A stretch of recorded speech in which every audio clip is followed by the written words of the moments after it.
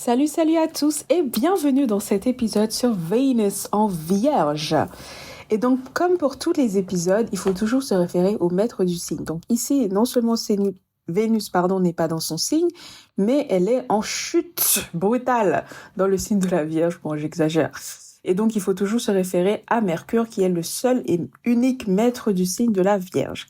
Et donc, ce serait intéressant de regarder en même temps l'état céleste de Mercure et sa position générale. Sachant que Mercure n'est ni bénéfique ni maléfique, il est un peu entre deux, et son côté maléfique, ou bénéfique d'ailleurs, est déterminé par ses aspects aux autres astres. Bref, j'en ai déjà parlé dans un autre épisode sur les guides des planètes, je crois. On commence par les images symboliques comme d'habitude de la position en elle-même, c'est-à-dire l'association de Vénus et de la Vierge. Qu'est-ce que ça invoque? Du moins, qu'est-ce que ça m'évoque personnellement? Donc, bienvenue sur AstroBaïgis. Alors, Vénus en Vierge, c'est une position qui symbolise l'anonymat, qui symbolise la virginité et la pureté, hein, je suppose que vous allez le deviner, la banalité, la monotonie en général, la réserve.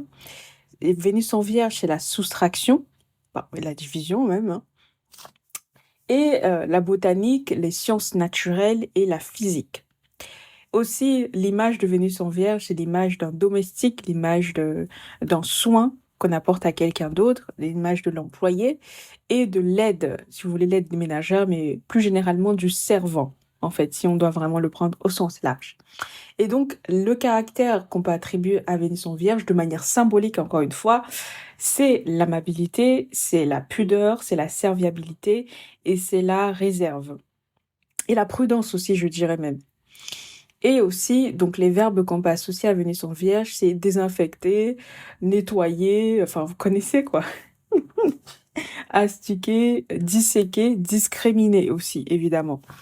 Et pour terminer, les animaux qu'on pourrait attribuer à cette position, ce sont les animaux de compagnie, vraiment, hein, qui sont d'ailleurs symbolisés, plutôt représentés dans un thème astral par la maison 6. Donc l'amour plus ou moins des animaux de compagnie, donc tous les compagnons silencieux, hein, la volaille, les insectes et les bestioles en général.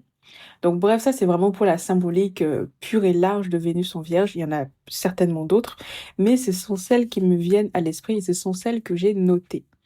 Et j'ai oublié le poulailler aussi, le poulailler, en tant que lieu symbolisé par la position de Vénus en Vierge. Maintenant, si on rentre dans les caractères, comme je sais que vous adorez la psychologie, l'astrologie psychologique, donc on va rentrer dans le dur. Faut savoir que c'est une mauvaise position parce que Vénus est en chute, donc elle est totalement dépossédée, enfin totalement, quasiment hein, dépossédée de ses qualités, même si, comme je vous ai toujours dit, un astre ramène toujours ce qu'il symbolise dans la maison dans laquelle il se trouve et l'infuse d'une certaine manière à travers le signe dans lequel il se trouve. Autrement dit, ici, Vénus reste Vénus, mais dans le signe de la Vierge, elle est largement diminuée. Donc, toutes les qualités de séduction, d'agréabilité, l'aisance, l'abondance, les plaisirs, etc., sont franchement diminués dans cette position de Vénus en Vierge. Maintenant, selon la maison dans laquelle se trouve Vénus dans le thème que vous regardez, ça va pas forcément se traduire au sens littéral. C'est-à-dire que Vénus est associée aux unions, est associée au partenariat, est associée à la beauté, au commerce d'une certaine manière, à l'argent et à la justice. Et donc, elle va ramener toutes les qualités vénusiennes dans la maison dans laquelle elle se trouve. Donc, soit c'est une maison à laquelle elle est en analogie naturelle, c'est-à-dire la maison 2, hein, qui est associée au taureau, taureau, lune, Vénus, ou la maison 7, balance et quoi l'autre là? Oui, balance, simplement. C'est deux signes de maîtrise par domicile et par extension la maison 12 avec Vénus en poisson exalté. Donc elle va ramener toutes les qualités vénusiennes dans les maisons. Donc vraiment, il faut aussi prendre en compte la maison. Je pense que c'est important de prendre en compte déjà l'état céleste. Donc ici, c'est une Vénus diminuée. Et ensuite regarder la maison dans laquelle elle se trouve et puis regarder le maître évidemment de cette Vénus en Vierge, c'est-à-dire Mercure. Mais pour vraiment spécifier, hein, je vais vous dire ce que j'ai noté. vous savez aussi que Vénus, c'est ce qu'on valorise au sens psychologique, si vous voulez, caractériel. Bref. Donc, c'est Vénus, c'est tout ce à quoi on apporte de la valeur et le signe dans lequel il se trouve montre comment ou jusqu'à quel niveau.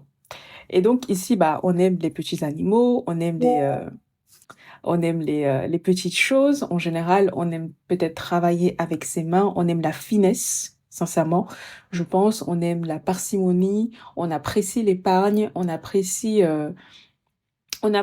régler les petites difficultés de la vie. Bon, je n'irai pas jusqu'à dire faire le ménage, mais parfois ça se traduit littéralement. On aime le beau, on aime le propre, on aime les purées, on aime les choses qui reflètent la pureté, qui recherchent la candeur, qui reflètent, pardon, la candeur, la douceur. Vraiment quelque chose de, je dirais pas harmonieux, mais quelque chose d'épuré et de simple. Voilà. On aime vraiment je pense qu'on aime la simplicité en vrai, avec une Vénus en Vierge. Et, euh, et aussi, on aime rester, on se restreint beaucoup.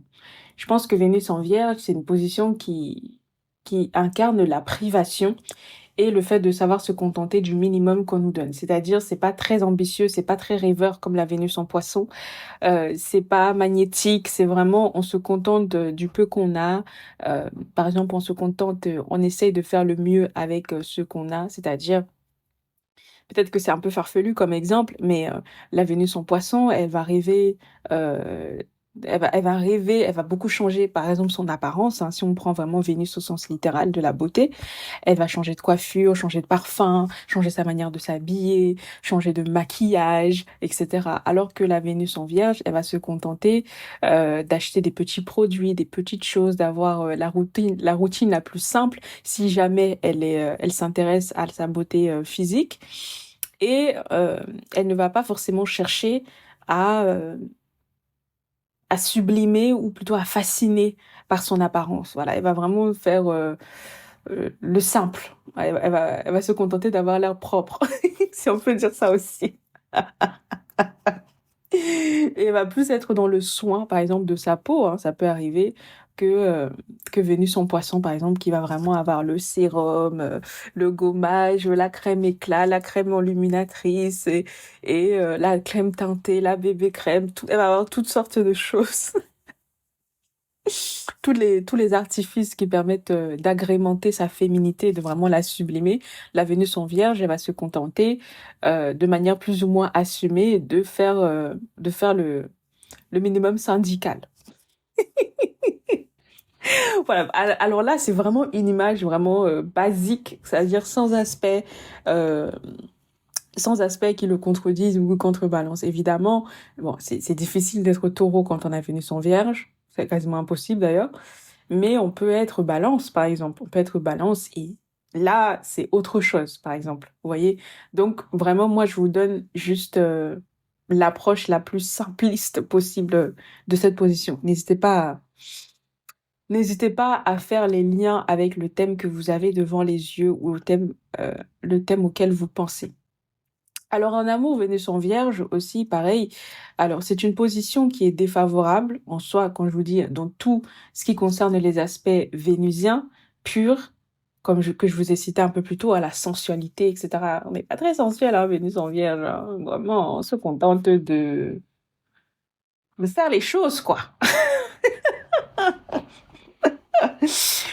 Bon, sauf s'il y a d'autres aspects, encore une fois. Alors, en amour, c'est une meilleure position pour une femme que pour un homme, car chez un homme, ça va le stériliser, ça va le rendre calculateur, froid, dans le sens où il va vraiment avoir des relations par intérêt. Là, encore une fois, je prends Vénus au sens littéral, Vénus en Vierge au sens littéral, sans aspect.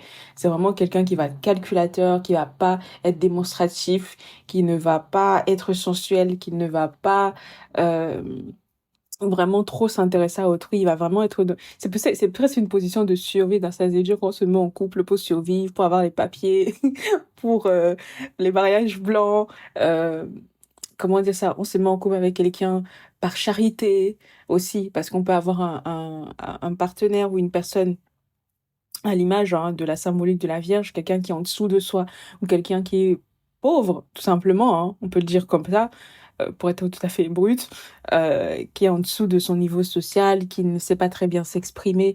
Mais voilà, on se met en couple juste par... c'est un peu comme une corvée, l'amour, si vous voulez. Donc, c'est pas quelqu'un qui est forcément démonstratif, a priori. Et ça, je pense que vous l'avez déjà entendu si d'autres personnes ont eu le courage d'aborder cette position, sous cet angle-là.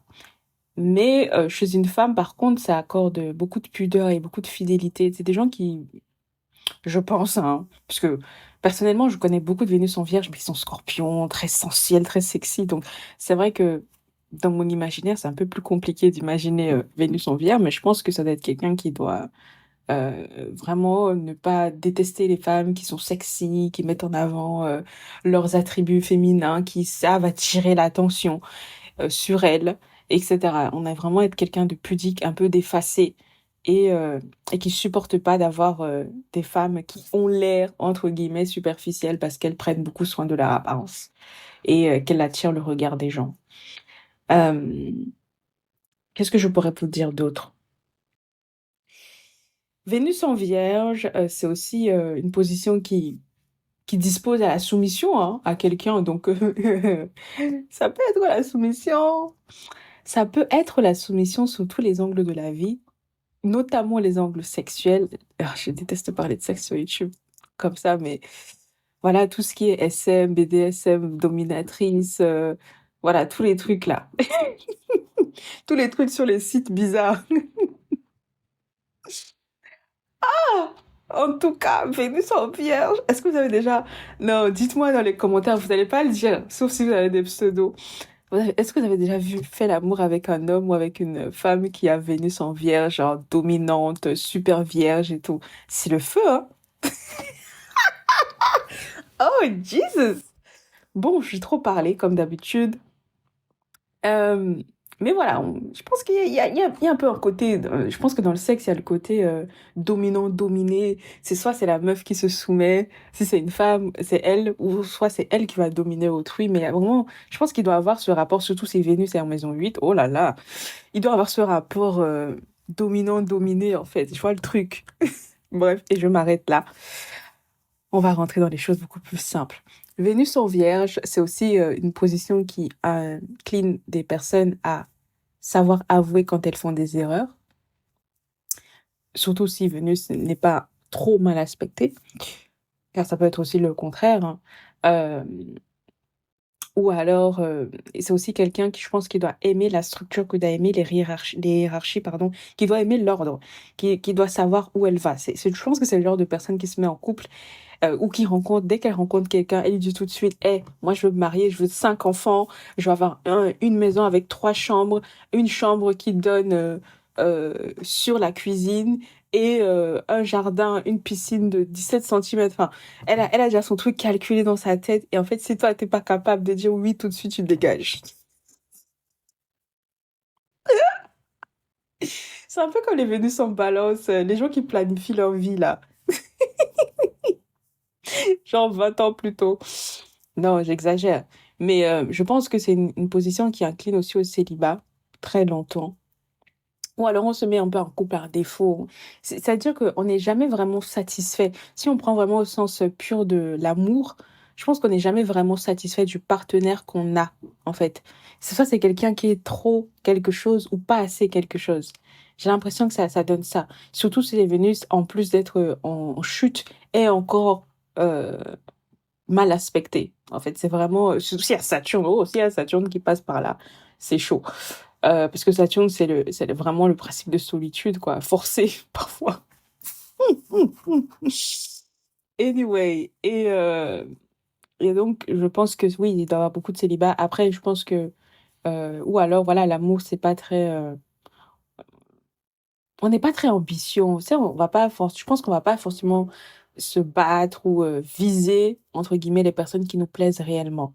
Je pense que ça peut donner ça aussi. Sauf si, voilà, c'est un lion, super lion, ou une lionne qui, voilà, qui ne fait aucun compromis, quoi. Mais je pense que c'est une position, a priori, hein, vraiment simplement, qui emmène au contraire à faire beaucoup de compromis en amour et à se contenter de peu et à se contenter juste de ne pas être dérangée. C'est ce genre de femme qui va, je sais pas, j'ai l'impression que c'est le genre de femme qui va se dire que c'est tant que le mec il me frappe pas, il me fait pas, il me vole pas mon argent et il me ramène pas de maladie même s'il me trompe, ça me va.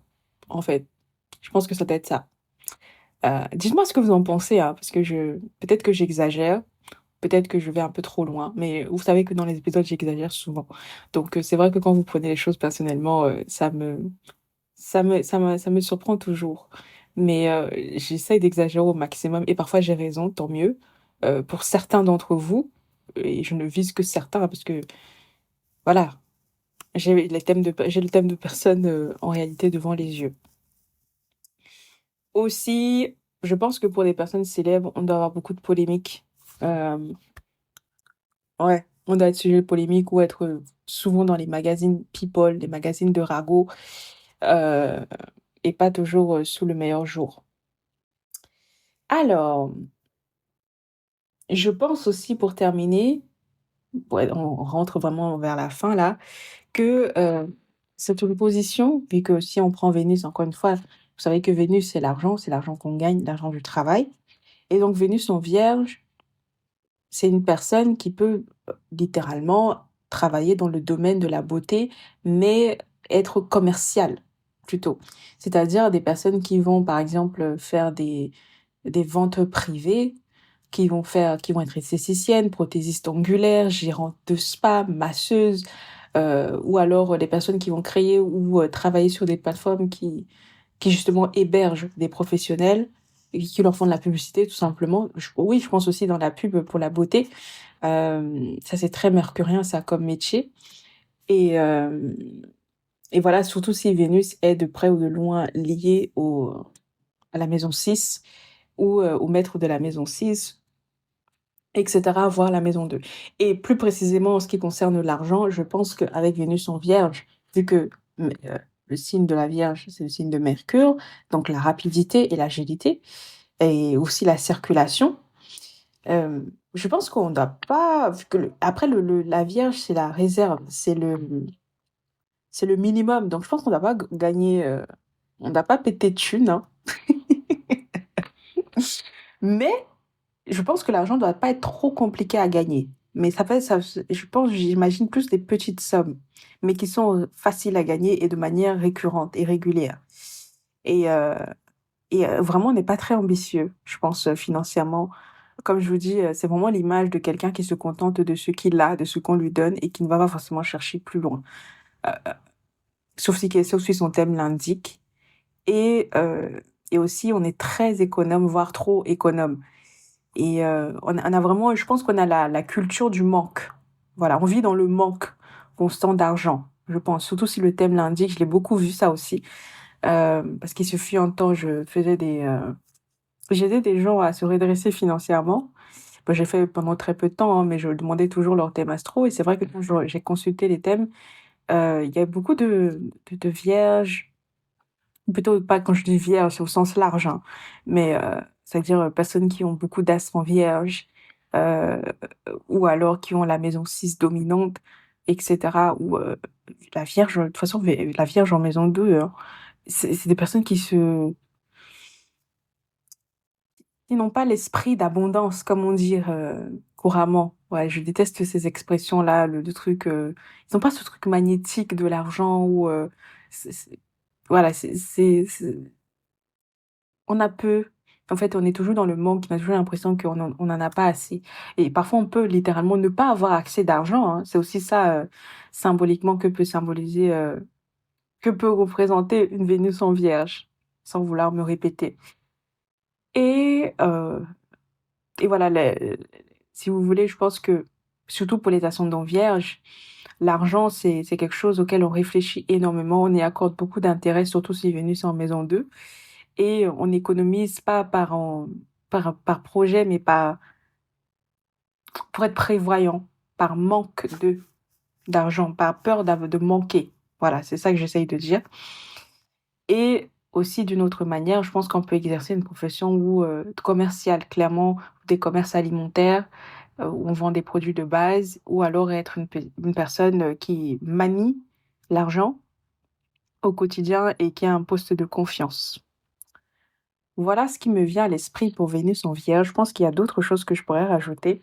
Je vais voir les thèmes, je vais vous montrer en image, hein, pour ceux qui sont sur YouTube, quelques thèmes de personnes que j'ai retenus qui ont Vénus en Vierge. On va les commenter très rapidement et peut-être, hein, je ne sais même pas encore. Et puis on termine l'épisode. N'hésitez pas à mettre les likes d'ailleurs et, et à me dire ce que vous avez pensé si vous avez d'autres choses à rajouter, car malheureusement, je ne peux pas faire ces épisodes 15 fois.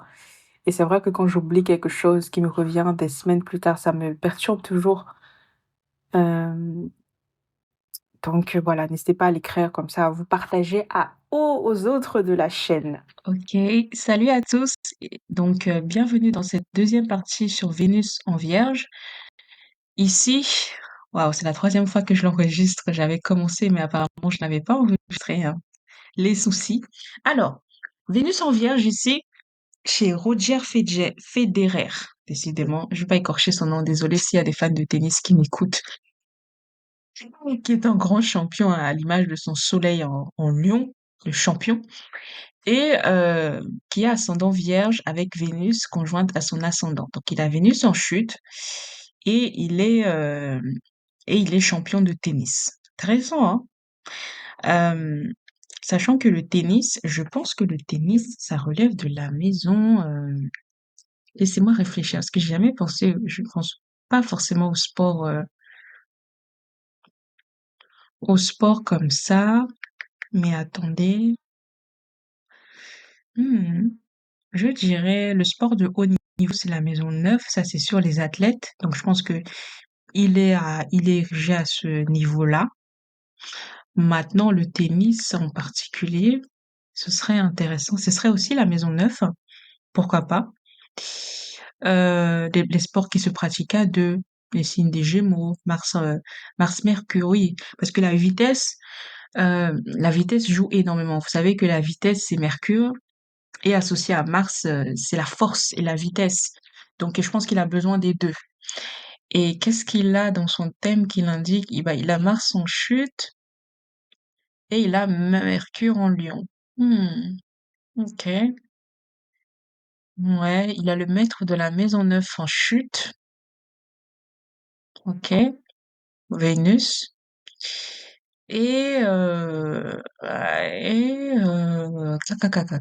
Intéressant.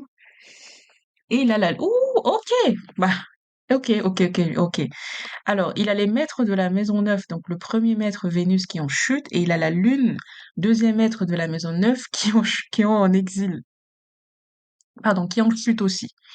Donc, il a les deux maîtres qui symbolisent le sport qu'il pratique à haut niveau, qui sont en détriment. Donc voilà. Ok, intéressant. Maison 9, vachement importante. Ok, ça c'est le premier indicatif, mais ça n'indique pas que c'est un champion par contre.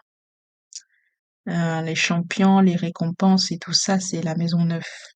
Quoique, hein, les prix, désolé, je fais des trucs en même temps, c'est un peu compliqué.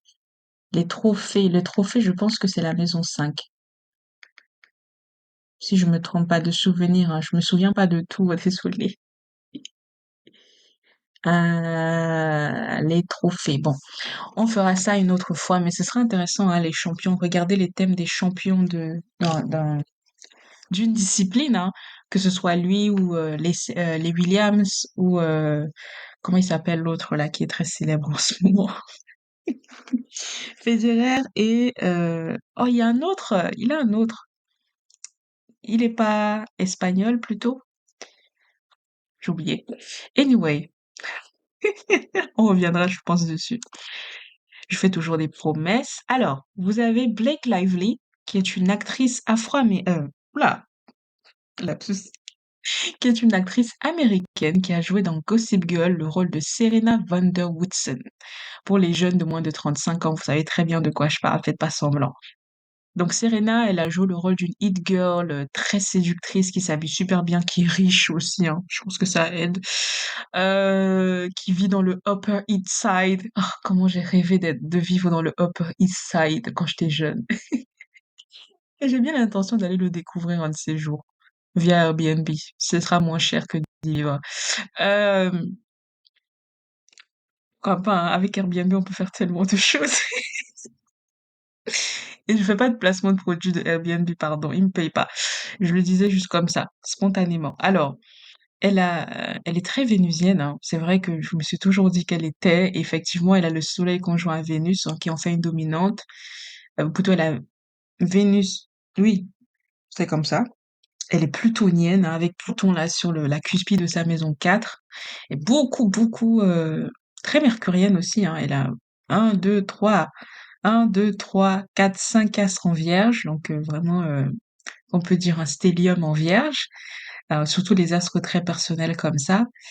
Et elle est très vierge par contre. Donc je pense que c'est quand on la regarde en interview, parce que je connais pas vraiment sa vie personnelle privée, mais je sais que dans la série, elle avait le rôle d'une fille un peu perturbée, qui avait beaucoup de ruptures à l'image de Uranus dans sa maison 5, euh, beaucoup de d'instabilité, beaucoup de déceptions amoureuses, euh, qui la conduisait presque de force à la solitude. Elle est sortie avec quelqu'un qui est inférieur à son rang social, hein.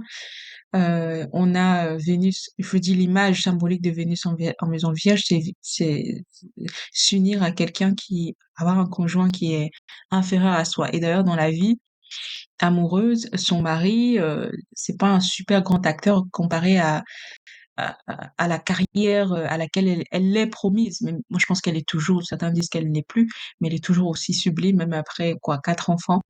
Et, euh, et son mari, je sais plus comment il s'appelle, tellement il est pas intéressant. Bah, il est un peu moins célèbre quand même, hein. Donc, je pense que c'est pour ça qu'il s'est empressé de lui faire tous ses enfants. On essaie de l'oublier, mais moi, je ne l'oublie pas parce que, malgré tout, elle nous donne toujours des looks assez, voilà, quoi. Ça marque les esprits. Ça sent la fan, là. Anyway, je pense que ce serait intéressant d'aborder son thème un de ces jours, Serena van der Woodsen. D'ailleurs, ce serait bien de faire le thème de Serena van der Woodsen. Mais je pense qu'on peut le faire à travers le thème de Blake Lively. Comme je vous avais dit, parfois les acteurs, surtout quand ils ont un rôle marquant où ils ne jouent qu'un type de rôle, souvent ces rôles-là se voient dans leur thème de naissance, en fait. J'avais pris l'exemple de Will Smith. Je pense que c'est valable aussi pour Omar Sy. Euh, Par exemple, que j'étudie en ce moment secrètement, mais aussi pour tous les acteurs. Et elle n'a joué que très peu de rôles parce que son mari l'a enfermée dans la maison avec et lui a pondu les bébés. Et d'ailleurs, une petite anecdote, il y a beaucoup de personnes qui pensent que quand on a Saturne en maison 5, on peut pas avoir d'enfants. Voilà, beaucoup de personnes. Quelques personnes qui me l'ont mentionné, il y en a une en particulier que je salue, qui va peut-être se reconnaître ici, parce que je pense que c'était la seule personne qui m'avait dit ça venant d'internet. Et en fait, tu vois qu'elle a Saturne, elle aussi, en maison 5. Et elle a 4 enfants, je crois, au minimum. Je ne compte plus parce qu'elle est toujours enceinte.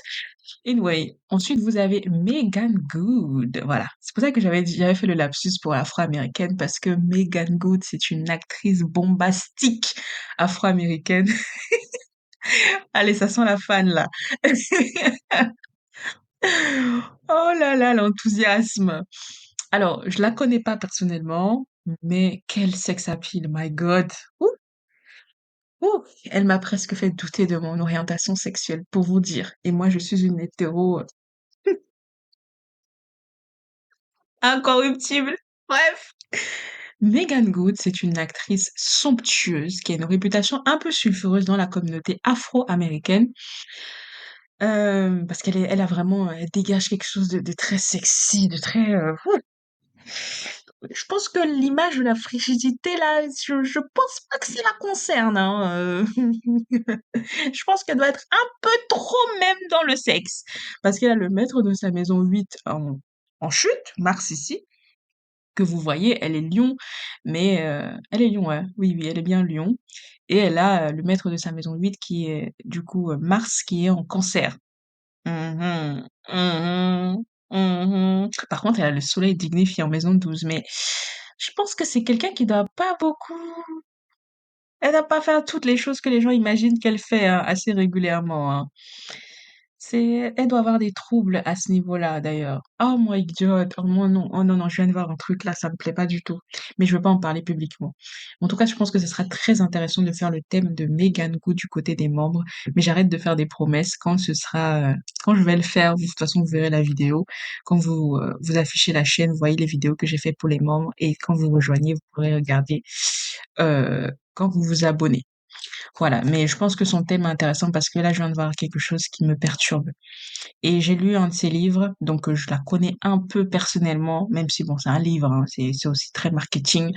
Elle a épousé un pasteur pour redorer un peu son image, mais en fait, on chasse le naturel et on revient au galop. La go, elle est sexy. Pourquoi elle est partie se marier à un pasteur, en fait? Enfin, pourquoi elle a fait ça? Pourquoi? Mais je sais pourquoi.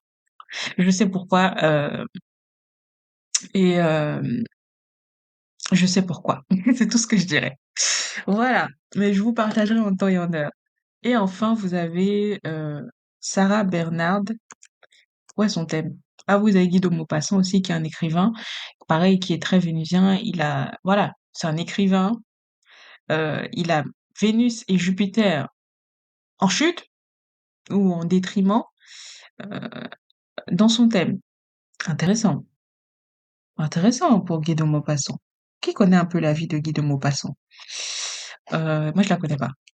Perso, mais ce serait intéressant, je pense. Et vous avez enfin une peintre. Hein. Parfois, quand on parle des talents artistiques, certaines personnes s'imaginent, je pense, hein, je suppose, que lorsqu'on n'a pas une Vénus super puissante, euh, voilà, ou un soleil super bien, ben on peut pas être artiste. Alors que là, vous voyez une sculptrice française qui a Vénus en chute, quoi. Bon, bon.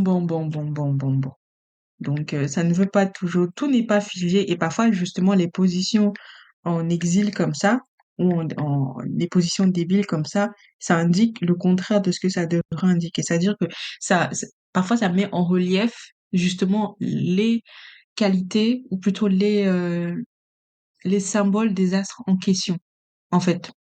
Je sais pas si vous voyez. Euh, ça met l'accent dessus, en fait, justement. Euh, Je sais pas comment l'expliquer, j'espère que je suis claire, hein. Parce que franchement, moi, des fois, j'ai l'impression que je ne suis pas très claire. Pourtant, c'est clair dans ma tête. C'est fou, en fait. Euh,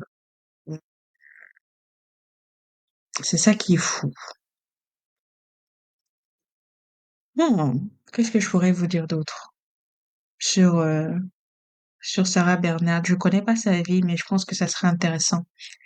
Elle a les 2 maîtres du taureau importants dominants dans son thème. Et donc, la maison 9 ici, là, en taureau. Bon, si c'est un peu intercepté, hein, mais bon, on va dire que c'est un taureau. Euh, intéressant, non? Bref, c'est terminé pour cet épisode. Je vous remercie de m'avoir écouté et je vous dis à très bientôt dans un prochain épisode.